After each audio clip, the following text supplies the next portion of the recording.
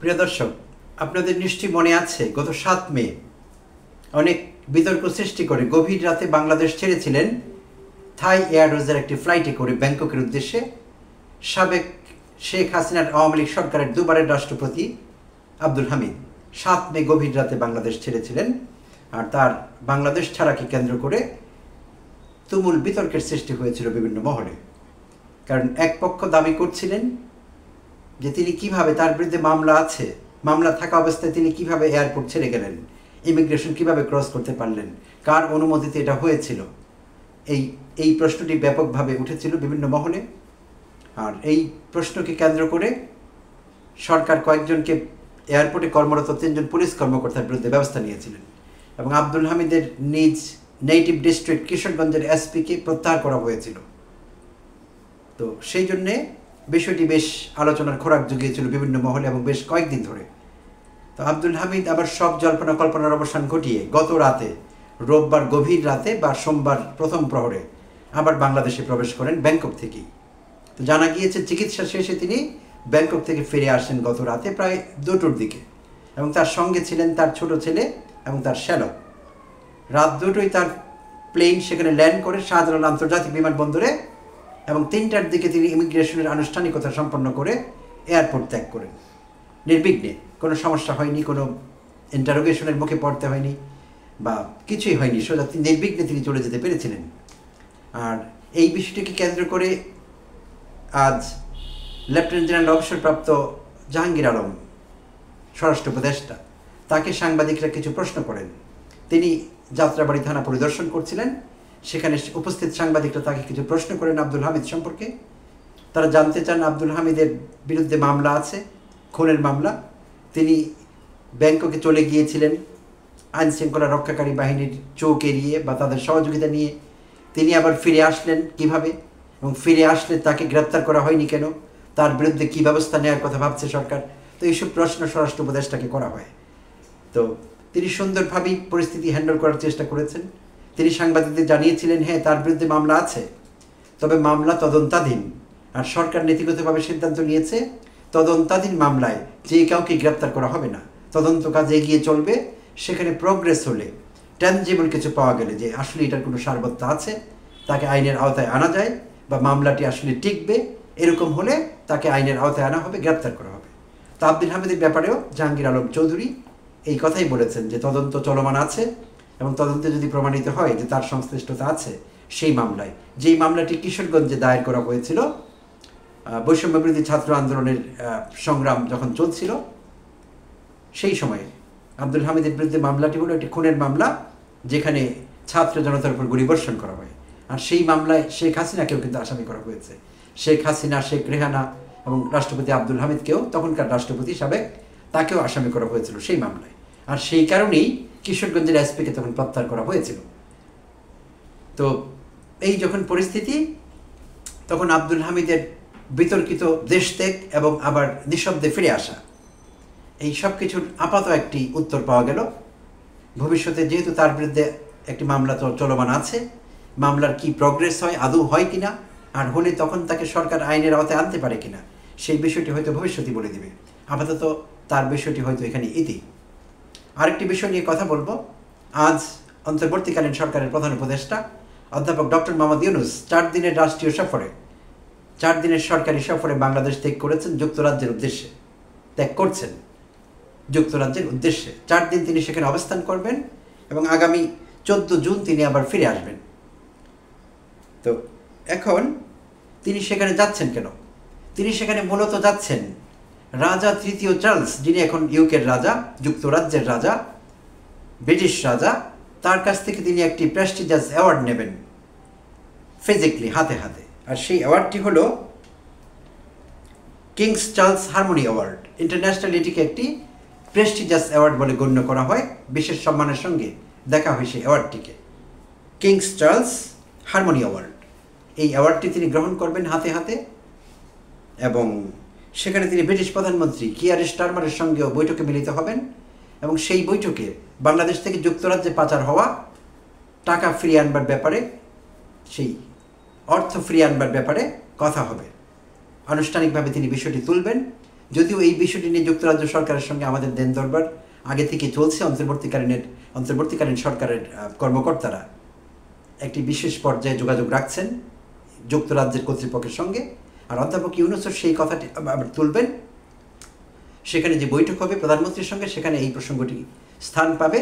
তার এজেন্ডা থেকে জানা গিয়েছে যে বাংলাদেশে টাকাটা ফিরিয়ে আনার ব্যাপারে, অর্থ ফিরিয়ে আনার ব্যাপারে, পাচারকৃত অর্থ কী করা যায় এবং সেটিকে সেই প্রক্রিয়াকে কীভাবে এক্সপেডাইট করা যায়, আরও দ্রুত ফিরিয়ে আনা যায়, সেই প্রসঙ্গটি তিনি তুলবেন। এর বাইরেও তিনি যুক্তরাজ্যের নীতি গবেষণা প্রতিষ্ঠান চ্যাটাম হাউসে একটি সংলাপে অংশগ্রহণ করবেন অধ্যাপক ইউনূস। আর এই সব কিছুকে ছাপিয়ে আরেকটি নিউজ চাউর হয়েছে। গতকাল 8 জুন ব্রিটিশ দৈনিক দ্য গার্ডিয়ানে একটি সংবাদ প্রকাশিত হয়েছে, একটি প্রতিবেদন। সেই প্রতিবেদনে বলা হয়েছে পলাতক শেখ আওয়ামী লীগের সেই স্বৈরাচারী শেখ হাসিনার বোনঝি বা বোনের মেয়ে শেখ রেহানার মেয়ে টিউলিপ সিদ্দিক প্রধান উপদেষ্টার উদ্দেশ্যে একটি চিঠি লিখেছেন। আর সেই চিঠিতে তিনি দাবি করেছেন তিনি প্রধান উপদেষ্টার সাক্ষাৎ প্রার্থী। তিনি প্রধান উপদেষ্টার সঙ্গে তার যুক্তরাজ্যে সফরকালীন সময়ে টিউলিপ তার একটি সাক্ষাৎকার চাচ্ছেন, তার সঙ্গে ছোট্ট একটি মিটিং করবার অনুমতি চাচ্ছেন। আর সেটি ব্রিটিশ দৈনিক গার্ডিয়ান প্রকাশ করেছে। তার চিঠিটিও সেখানে জানা গিয়েছে। আর যে চিঠির যে বক্তব্য, সেই অনুযায়ী তিনি প্রধান উপদেষ্টার উদ্দেশ্যে বলেছেন যে তার বিরুদ্ধে দুদকের যে মামলা বা তার ব্যাপারে যে ভুল বোঝাবুঝি আছে, বা তার বিরুদ্ধে তার খালার প্রতিপক্ষ প্রতিহিংসাপরায়ণ হয়ে বিভিন্ন মামলা বা এটা সেটা রুজু করছে বা তাকে হেয় প্রতিপন্ন করবার চেষ্টা করছে, এই বিষয়টি থেকে টিউলিপ বেরিয়ে আসতে চাচ্ছেন এবং প্রধান উপদেষ্টার সঙ্গে কথা বলে তিনি ভুল বোঝাবুঝির অবসান ঘটাতে চাচ্ছেন।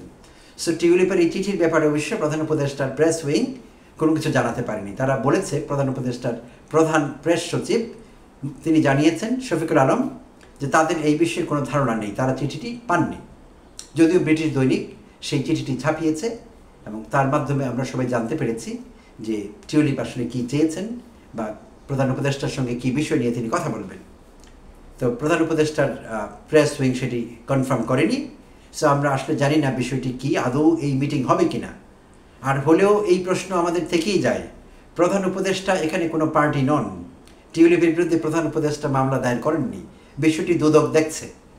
আর যেই বিষয়গুলো নিয়ে মামলা আছে, প্রিয় দর্শক আপনাদের অনেকেরই নিশ্চয়ই জানা আছে টিউলিপের বিরুদ্ধে যে বিষয়গুলো, যে অভিযোগগুলো আনা আছে, সেই অভিযোগগুলো হলো শেখ হাসিনা যখন ক্ষমতায় ছিলেন, টিউলিপের খালা শেখ হাসিনা সময়ে টিউলিপ অনেকবার বাংলাদেশ সফর করেছেন।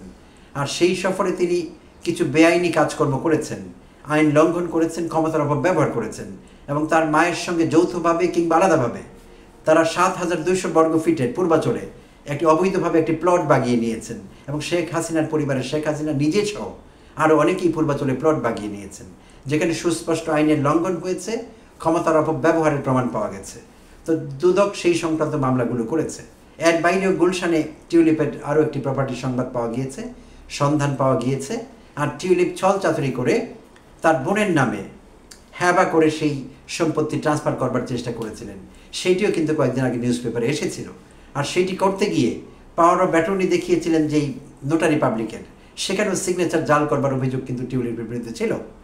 আর ইংল্যান্ডে হাসিনা ঘনিষ্ঠ ব্যবসায়ীদের কাছ থেকে ফ্ল্যাট নেওয়া, তো সেটি তো অনেক আগেই ব্রিটিশ সংবাদ মাধ্যম থেকে শুরু করে বাংলাদেশের সব সংবাদ মাধ্যমে প্রকাশিত হয়েছিল।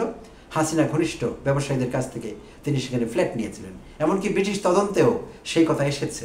তো সেটা আসেনি যে সেটি অবৈধভাবে নেওয়া হয়েছে, বাট কেউ তাকে গিফট করেছে, এইভাবে এসেছে বিষয়টি। তো সেইভাবে ডিরেক্টলি তার কোনো ইনভলভমেন্ট সেখানে পায়নি ব্রিটিশ কর্তৃপক্ষ। বাট এইসব অভিযোগের মুখে টিউলিপ কিন্তু সিটি মিনিস্টার ছিলেন ইউকেতে, সেই সিটি মিনিস্টারের পদ থেকে পদত্যাগ করতে বাধ্য হয়েছিলেন। সরকারের তরফ থেকেও তাকে চাপ দেওয়া হয়েছিল, বিরোধীরা তার বিরুদ্ধে কথা বলছিল, সেই জন্য টিউলিপ কিন্তু পদত্যাগ করতে বাধ্য হয়েছিলেন। তো এই যখন সিচুয়েশন, তখন টিউলিপ চাইছেন যে প্রধান উপদেষ্টার সঙ্গে কথা বলে তাকে কিছুটা সফেন করা, তাকে কিছুটা কনভিন্স করা, যাতে হয়তো ভবিষ্যতে তার মামলাগুলো কিছুটা সহজভাবে দেখা হয় বা এই মামলার থেকে মুক্তি পাওয়ার কোনো রাস্তা তৈরি হয়। সো টিউলিপ হয়তো এরকম কিছু ভাবছেন। বাট এখানে বলে রাখা ভালো যে না প্রধান উপদেষ্টা সেই মামলাগুলো রুজু করেছেন, না তিনি সেই মামলার কোনো পার্টি, না তিনি বাদী, তিনি কেউ না, এখানে সমস্ত কাজগুলি করেছে দুদক। সো প্রধান উপদেষ্টা এই বিষয়গুলো নিয়ন্ত্রণ করেন না। সো টিউলিপ কেন তার সাক্ষাৎ প্রার্থী, কেন তার সঙ্গে পরিস্থিতি ব্যাখ্যা করতে চাইছেন টিউলিপই ভালো বলতে পারবেন। তো দেখা যাক, আমরা জানবার চেষ্টা করব, আমরা খোঁজখবর রাখবো যে টিউলিপের এই মিটিংটি আদৌ হয় কিনা। যেহেতু প্রধান উপদেষ্টার প্রেস উইং অস্বীকার করেছে, তারা কোনো চিঠি পায়নি। আর যদি হয় সেই মিটিং কোনোভাবে, তাহলে মিটিংয়ের আলোচনা বা কোন দিকে যায় বিষয়টি আমরা খেয়াল রাখবো। তো আরেকটি বিষয়ে কথা বলতে চাচ্ছি, লাস্ট বাট নট লিস্ট, যেহেতু এখন অনেক টপিক, তাই আমি একাধিক টপিক এই ভিডিওতে কভার করবার চেষ্টা করেছি। আরেকটি টপিক হলো আমাদের স্বাস্থ্য বিষয়। নতুন করে একটি উদ্বেগ তৈরি হয়েছে, কারণ করোনা ভাইরাস আবার আমাদের উপর আক্রমণ করছে। খুব ব্যাপকভাবে হয়নি বিষয়টি, বাট আমরা করোনা ভাইরাসের নতুন দুটো ভেরিয়েন্টের কথা জানতে পেরেছি। দেশে এই মুহূর্তে নতুন দুটো ভেরিয়েন্ট ছড়িয়ে পড়েছে, কেউ কেউ আক্রান্ত হয়েছেন। আর গত বৃহস্পতিবার একজনের মৃত্যু হয়েছে করোনা ভাইরাসে আক্রান্ত হয়ে। তো স্বাস্থ্য বিশেষজ্ঞরা বলেছেন বিষয়টা এখনও ভীতিকর পর্যায়ে পৌঁছয়নি, বাট করোনা ভাইরাস স্প্রেড করছে, ছড়িয়ে পড়ছে, এই আতঙ্কটি আছে। আর আরেকটি আতঙ্কের বিষয় হলো যে এই বিষয়ে জানা গিয়েছে আমাদের স্বাস্থ্য বিশেষজ্ঞদের বা স্বাস্থ্য বিভাগের কাছে এই মুহূর্তে 31 লক্ষ টিকা আছে। করোনা রোধী যে টিকাগুলো আমরা আগে নিয়েছিলাম সেই টিকাগুলো 31 লক্ষ আছে তাদের হাতে। বাট আনফর্চুনেটলি এর মধ্যে 17 লাখ মেয়াদ উত্তীর্ণ হবে এই অগাস্ট মাসের 6 তারিখে। অগাস্টের 6 তারিখের মধ্যে 31 লাখ করোনা টিকার মধ্যে 17 লাখ মেয়াদ উত্তীর্ণ হয়ে যাবে, বাকি থাকবে শুধুই 14 লক্ষ, যা কিনা বাংলাদেশের জনসংখ্যার বিচারে খুবই ছোট্ট একটি সংখ্যা। আর যদি এমনটি ঘটেই যায়, আমরা আশা করি না, গড ফরবিড, যদি এমনটি ঘটেই যায় যে বাংলাদেশে করোনা আবার ছড়িয়ে পড়েছে, সেই ক্ষেত্রে 14 লক্ষ টিকা দিয়ে পরিস্থিতি মোকাবেলা করা খুবই কঠিন হতে পারে। আর আরেকটি ভয়ের বিষয় হলো করোনা পরীক্ষা করবার যে কিট আছে সেই কিটেরও স্বল্পতা আমরা লক্ষ্য করতে পারছি। পত্রিকা সেটি জানাচ্ছে 3টি বড় বড় সরকারি হসপিটালে কোনো করোনা কিট জমা নেই, কোনো করোনা কিট তাদের কালেকশনে নেই। সো সরকারের সংশ্লিষ্ট বিভাগ, স্বাস্থ্য বিভাগের আমরা দৃষ্টি আকর্ষণ করছি যাতে তারা করোনা খুব ভালো করে ছড়িয়ে পড়বার আগে, ব্যাপকভাবে ছড়িয়ে পড়বার আগে যথেষ্ট পরিমাণ করোনা পরীক্ষা করবার কিট এবং করোনা টিকা আমদানি করবার জন্যে বিদেশের বিভিন্ন সংস্থার সঙ্গে, বিভিন্ন রপ্তানিকারকের সঙ্গে আগে থেকে কথা বলে এবং সেইভাবে ব্যবস্থা নেয়। তাহলে আমরা করোনা মোকাবেলা করতে পারবো সহজেই, যদি করোনা ছড়িয়ে পড়ে ব্যাপকভাবে।